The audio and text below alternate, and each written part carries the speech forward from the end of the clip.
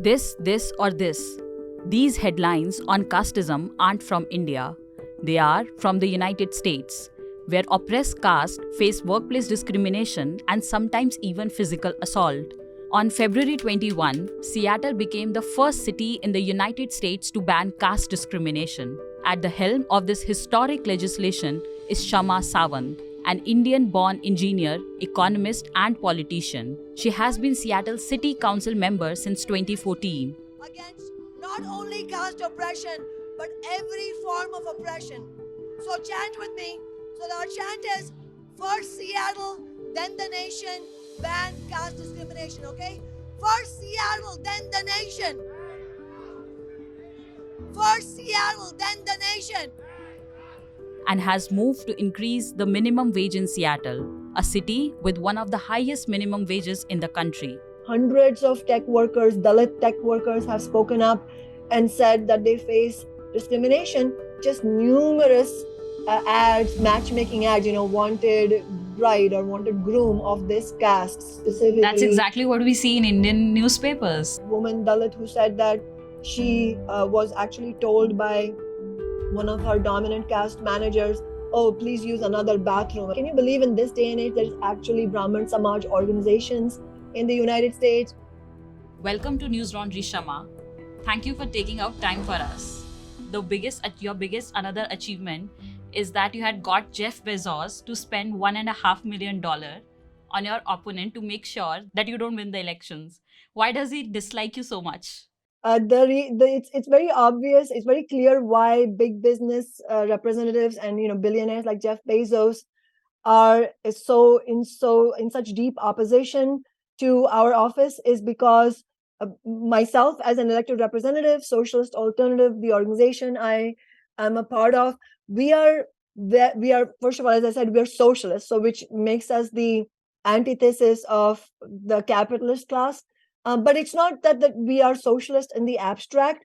We have demonstrated time and time again in the near decade that we have spent on the city council, and as I said, we have won 4 elections. We have demonstrated time and time again how to use our office as a vehicle for building wider movements, bringing in the working class into City Hall and standing alongside and fighting alongside union members and also non-unionized workers to win concrete victories. Because in order to win any of these things, it required this movement to go up against these powerful people. So right, while I was doing research about you, that you were the only one of the few council members who declared about their party, that you declared openly that you are from Socialist Alternative.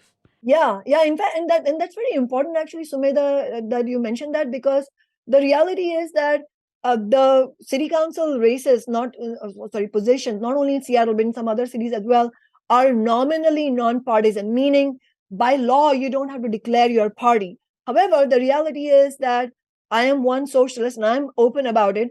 But the other council members, they're all Democratic Party council members. They don't say it on paper when they're filing for election. However, everything about them is Democratic. I mean, they support Democratic people. They're registered as Democrats. They go to Democratic Party fundraisers. So everything, it's very clear and everybody understands. But still, they don't declare about that. It's openly. No secret, yeah, because they want to do this because the reason they do that is because they want to hoodwink working people. They want to fool working people into thinking, well, I'm not part of any party. I'm just here to serve you. But in reality, what they are not only members of the Democratic Party and the establishment, but also ultimately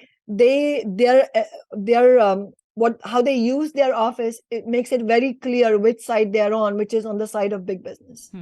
So moving back to the topic of caste, Kshama, so whenever you ask the privileged people in our country or wherever about casteism, whether the casteism still exists or not, they give you a very one answer, that what rubbish, it doesn't exist anymore. Even if it exists in the in the rural parts of India. But you might have heard about Darshan Solanki's suicide from IIT Bombay, and it has exactly hit that kind of a narrative that caste discrimination acts in a more sophisticated way. So in what exactly shape and form has it penetrated into the states? a lot of the more prominent examples that we have seen of caste discrimination, and this is both statistically documented and also we have tons of anecdotal evidence, has been from the tech sector. And I don't mean to imply, and I want to talk about that in more detail, but I don't want to imply that it's only exclusively in the tech sector. It's just that that's where we have more of the evidence from. I have no doubt actually that going forward, I think statisticians will be collecting data on other sectors of the economy as well, also, that where we see, and in fact it's probably going to be worse, because like anything else, low income people, people in low income jobs, caste oppressed people in low income jobs are going to be facing worse situations of discrimination than, say, workers in the tech sector. But even for workers in the tech sector, these are better paid workers. Many of them make six-figure salaries. There we are seeing, as I said, hundreds of tech workers, Dalit tech workers, have spoken up and said that they face discrimination. And that ranges anywhere from the unendurable reality of a daily dose of derogatory remarks, quote unquote fun, but which is not fun. It's really robbing somebody of their dignity by making fun of their caste and asking them, hey, what was your rank in IIT, the joint entrance exam? Or did you take advantage of reservation, the affirmative action program in India? These are all extremely demeaning remarks, and they rob people of their dignity. But it's not just limited to that. We have also seen examples of Dalit workers, tech workers, being denied raises and promotions, being excluded from meetings, and then also when you go with your coworkers in social settings, being treated really badly, like even to the extent we heard one testimony from a woman Dalit who said that she was actually told by one of her dominant caste managers, oh, please use another bathroom. I mean, this is completely unacceptable. Yeah, this is quite blatant. This is really blatant. And another thing I should mention is there was a letter that was published anonymously, but published in the Washington Post, written by 30 women Dalit software engineers, where they documented the systematic caste discrimination that they were facing, even including sexual harassment. So, like we have spoken about that, how it's like penetrating in the working in the working environment, and like how does it act in the marriages? Like is the Indian diaspora still very strict and fuzzy about getting married into the same caste, like, or they have grown above that? Like there was this very popular show on Netflix, Indian Matchmaking, where the Seema auntie was like matching people from within the same caste. So yeah, what about that? I think that's a good example. That's so blatant, right? I mean, people say that they don't believe in caste, but then in their daily life, it is so embedded in every aspect. And it's good that you mentioned that show, because it's so obvious that caste is a big component of the whole concept of matchmaking. And I'm sure that there are people who don't believe in those things, and South Asians who don't believe in those things. In fact, if we didn't have an overwhelming majority that wants to end caste discrimination, we would not have won our victory, because one of the backbones of how we won and how we were able to put pressure on the democratic establishment and force them to concede and vote yes on our ordinance was by the overwhelming unity that we built across caste, across religion, and also including American workers, as I said, alongside South Asian workers to win. I mean, we had 4,000 people sign our petition actually to support this ordinance. So it was really profound, the unity that we had around it. So I wouldn't be surprised at all if there are lots of people who don't subscribe to the caste system and don't believe in just going through this caste-based matchmaking. But having said that, what is also remarkable and extremely disturbing is quite how pervasive caste-based practices are in the South Asian community. In we talked about the workplace, but also in the social setting. And so it's very common to see notices from the Brahman Samaj. I mean, can you believe in this day and age there's actually Brahman Samaj organizations in the United States? And there are, just numerous ads, matchmaking ads, wanted bride or wanted groom of this caste specifically. That's exactly what we see in Indian newspapers. Like that's what they're flooded I mean, with. So nothing has this here as changed. well, and nothing. No, I mean, obviously things are changing because otherwise we would not have won this. But at the same time, the mindset has not changed. your point is well taken, that there are still a significant component of the community that is very wedded to this idea of caste. Talking about marriage, they're really married to this idea, and it's not only the question of the marital ads. It's also even there are also widespread examples of people saying they have a social function and they want catering, and they'll specify the catering has to be done by an outfit which is of a specific caste. So that's also pervasive. Somebody was telling me about how So this is there not is at all also sophisticated that we had imagined it to be. That, yeah, I like, know. Seriously, yeah, yeah. And the other thing I should mention, Sumedha, in terms of your question, is that the opposition that we had, obviously, the democratic establishment was reluctant to take on a fight against the Modi regime, because a fight this is such a historic victory that it has opened the floodgates, right, on the question of caste discrimination. It is a groundbreaking, and I would even say earth shattering. But part of why it has become so earth-shattering, Sumedha, and the reason why it has captivated the imagination of millions around the world, is that this is also a rare offensive victory against the Modi regime's Hindutva ideology, because it's now 8 years that BJP and the Modi regime and the Rashtriya Swayamsevak Sangh have been going on an ascendancy, and in a time when caste violence has been ramped up, where Islamophobia has been is being fomenting to a dangerous degree. At such a moment, we have won this anti-Hindutva victory. That is also a very important reason why this is such a crucial victory. And in that context, it's not surprising that the opposition that we had, which was from the Hindu right wing, was from organizations like the Hindu American Foundation, the Coalition of Hindus of North America, whose overall agenda is very right wing, deeply dangerous, very aligned with the Modi regime. yeah, And they said that uh, this is very Hindu phobic act. it's yeah, they said that. I mean, obviously, we there is no truth to that at all. And in fact, part of the reason we won is because if we had been on the defensive and responded to their attacks defensively, we would not have won. I mean, to tell you the truth, the pujaris, the priests, the or the archakas, depending on which language you're speaking, to be of any other caste than the highest caste, the Brahman caste. And so it's no surprise that a number of temple establishments signed on to it. And the most prominent opponent against our ordinance was none other than the Vishwa Hindu Parishad. So it's very clear from their side and ours that this is a victory against the Hindu right wing as well. And that's very important.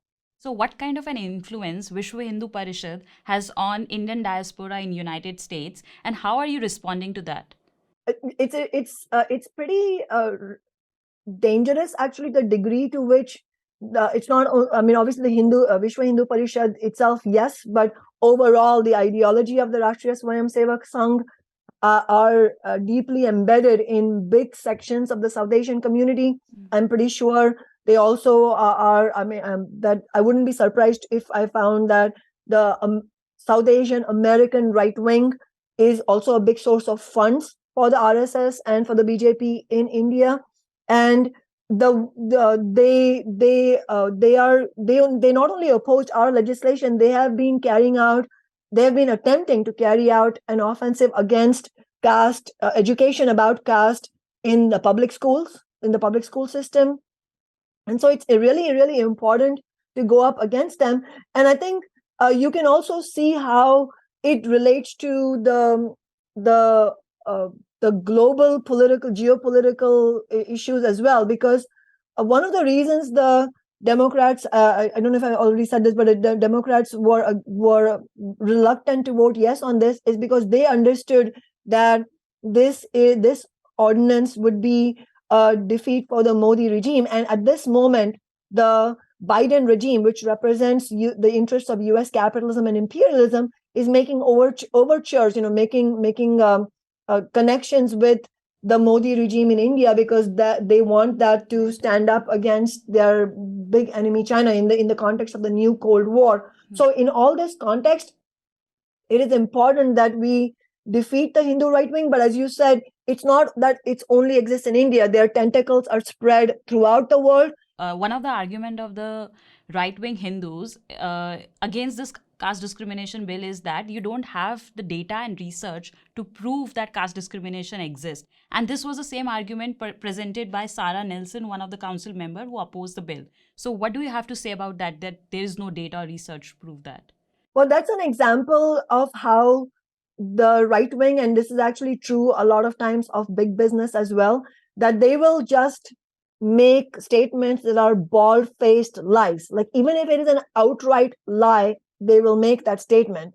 And in fact, when we were fighting for the $15 an hour minimum wage, for example, a lot of times the big business opposition against our fight would say things like, well, every time the minimum wage has gone up, it has adversely affected small businesses, it has created economic problems. They said this repeatedly, despite the fact that not only was there no evidence to show that, there was actually evidence to show that increasing the minimum wage does not impact the economy adversely. It, in fact, improves the standards of living of working people and does not affect big business. What does affect big businesses is the larger questions of economic recession and those kinds of factors. And so it's a similar argument that they used here, where there's no data, but there is data. There's two separate data sets that used different methodologies, but yet reached the same conclusion, which is that caste-based discrimination is pervasive in American society, and also that we have, as I said, in addition to the statistical evidence, we have a large amount of anecdotal evidence from hundreds of workers providing their own testimonials. And then, ultimately, we also have to push back against the right wing logically. We should, the right wing, and including Sarah Nelson, the one council member who voted against it. And by the way, she has a whole voting record. She is on the side of corporate landlords, big business. So this was not an isolated position that she took that was right wing. She is right wing. Okay, so you are the one who prepared the bill. And could you please take us behind the scenes, how did it come to you? What was the process of drafting the bill and mobilizing people? Yeah, I mean, the genesis of winning this actually goes back to really, in many ways, 3 years ago, in 2020, when we, meaning my office, Socialist Alternative, my organization, and many South Asian activists, Hindu, Muslim, and many other Sikh activists, we together fought to win a resolution, that city council resolution condemning the Modi regime's CAA, NRC citizenship laws, which, as all your viewers know, are anti-Muslim, anti-oppressed caste, anti-poor citizenship laws. And it was the experience of the kind of fight we had to wage to win it that really inspired the activists who were involved, and they wanted to continue the fight. And then later that same year, in December 2020, we also, the same group of activists, we built another movement to win a resolution in solidarity with the farmers movement in India, the farmers who actually won all their demands against the Modi regime. And so in December, we all came together, and there was a collective discussion about really wanting to win something big around the caste question. And it was a member of Socialist Alternative who actually suggested, why don't we fight for such an ordinance? So, Kshama, we have got something for you. This is from Shelja Rao, one of the board members of Tasveer. And she has written a first-person account describing the moment when the bill was finally passed. And she says, the chamber erupted in cheers and Jai Bhim slogans after the law passed to 6:1. There were tears of joy. People embraced each other at random. It was followed by a speech by Kshama Sawant. You said, there is a long and arduous struggle ahead. The movement has to grow. It looks like this law is a hope for a lot of people. So that was the historic moment she describes in this article in The Wire. So Kshama, how will you take this movement forward now from here? First of all, just to echo, it was such a moving, it's really a piece of history that what we have achieved is really moving. And it's a testament to what is possible when you have a fighting strategy, you have working class leadership, as we demonstrated through our office, and thousands of people standing behind this and willing to fight, willing to really show courage. That's what was needed to win. And in terms of taking this forward, that's exactly what we will need. We will need more of such courage, more of such determination and dedication and self-sacrifice to win this. It's really important to see already the impact that it is having. Obviously, it has electrified millions of people across the world, including India. I mean, my office is getting messages every day from people in India saying, thank you so much for doing this. This has inspired me. And now, concretely, we are seeing a bill now that has been put forward in the state of California, a very strong bill, similar next week. I think they say it's going to be voted in a few months, but that's the that's the whole point. I mean, we should expect opposition from the Hindu Modi aligned right wing, and we will need to share the lessons of how we won here in order to win more victories. And how the upper caste Hindus are perceiving this bill. Like, we know that the anti-reservation sentiment is quite strong in India. So, what was their response to this bill, and how are you dealing with that? If you look at the overwhelming unity we had, it included many upper caste people, many dominant caste people. I'm from a Brahmin family myself. Many of the activists are from Brahmin families or other dominant caste families, and we were on the side of this. And the truth is that there isn't a straightforward answer to your question, in the sense that a lot of it depends on how you build the fight. Because what I mean by that is that if you respond, there is a section of the Hindu right wing that is openly against the legislation, but then there's a whole section of dominant caste Hindus that were silent. Okay, and the reason they were silent is because they were looking for a way to be against this legislation, but also not look like they are bad people, not look like they are against Dalit people. See, that's the thing. They want to look like they're progressives. It's like the democratic establishment. They say they're progressive, they want to be called progressive, but they want a way in which they can take positions that are against oppressed people, against poor and working class people, and yet be called progressive. So the strategy we need to use is to expose that lie. And I think how many dominant caste people are going to be openly against this legislation, it all is a factor of how we fought this battle. If we had fought this battle in a different way, where we were on the defensive, first of all, there was no guarantee that we would have won. In fact, I would predict that we were probably likely not going to win. And then furthermore, it would have created an opening, a bigger opening for the dominant caste people who are actually against Dalits and want to believe in the caste system. They would have been much more emboldened to come out and speak openly about this. So part of what we did is we forced even the Hindu dominant caste people who spoke openly against it, we forced them to say things like, I am against caste discrimination. I just don't like this legislation. So, we forced them to say that because of the way we fought for our legislation. We didn't say, oh, please support this. We said, if you call yourself progressive, if you say you're against caste discrimination, then the only position that makes sense is for you to support this. If you don't support it, then you are against Dalits. I don't care what talking points you use. If you don't support this, you are against Dalits. It's as simple as that. You are a person who believes in caste oppression. See, that's the boldness with which we have to speak, because that is what reduces the opening for the right wing to come out openly and speak about it. And the more you reduce that opening, the more it emboldens good people to speak up and be in solidarity with it. So what we observed that throughout the month that we were fighting for this, we found more and more people feeling encouraged to come and support us. Right. Okay. So the next question is that, what kind of, what challenges will the bill face in the court, in terms of proving the caste discrimination? What we are seeing in India, so many caste suicides have happened across the IITs, and every time IIT come up with an internal report that there was no direct caste discrimination. This has happened in Darshan Solanki's case. This has happened in Aniket Ambore's 2014 suicide. So will we be facing the same kind of problems in the states in terms of proving caste discrimination? We should expect to see all kinds of challenges, including the kind of challenge that you described, for the simple reason that these institutions like the IIT, which is obviously a public institution, but also especially capitalist or corporations like Amazon and and Microsoft and Cisco, where tech workers are working, they're not on our side. The management of those corporations, the billionaires, they are not on our side. Our battle has just begun, because now we have to fight to enforce this law. And in that fight also, we have to use the same approach, where we don't go on the defensive and feel like the burden is on us to prove. No, the burden is on them to prove that it is not happening. How is it that when hundreds upon hundreds, at this point, thousands of Dalit workers are saying that they're facing discrimination, each of them has their own personal story, how is it that you say these are lies? These are, like, one right-wing guy actually had the nerve to say these are cooked up stories. This is a quote from him, because he spoke in public comment.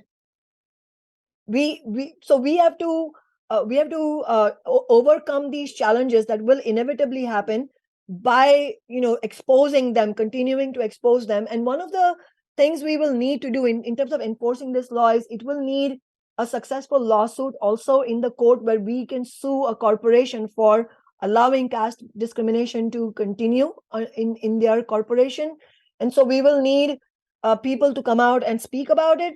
And at the same time, just like the IIT administration is not on our side, the courts in the United States are not on our side. So if we want a favorable verdict, again, we will have to build a movement from below in order to achieve that as well. And part of this strategy is to keep the momentum up. So part of what we're going to be doing in April is, my office is going to be hosting a public hearing for both Dalit workers and Muslim workers, South Asian workers, because they are also saying that they are facing religion-based discrimination.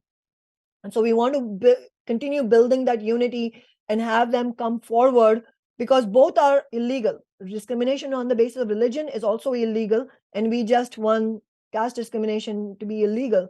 So, but if we just go back home and pat ourselves on the back and say, oh, we won this is great, then not only will the law not be enforced, there's a real danger that there will be a lawsuit against the legislation. And in fact, we should expect the Hindu right wing to file lawsuits. We expect this. We all know that's going to happen, because that's what they do. And another component of how we can defeat them is, we need to win this in other cities as well. Like, when we won the $15 an hour minimum wage, there were all kinds of lawsuits against that victory. And the way we were able to we defeated them every step of the way in lawsuits. Part of defeating them was that our movement was able to win in other cities as well. Right. And all the best for your movement, Kshama. And thanks for talking to us. And you'll be glad to know that Newslaundry also doesn't take ads from corporates. And we ask for our subscriber to pay to keep news free. So it would be good to have you as a subscriber. So that's all. I'll definitely subscribe. Thank you so much for letting me know. I'm really happy to hear that. Because that's what we need in India, an independent media outlet. Thank you, Kshama, and thank you for giving us your time. Yeah, of course. And likewise, thanks so much. What a pleasure talking to you. Same Good here. luck with everything.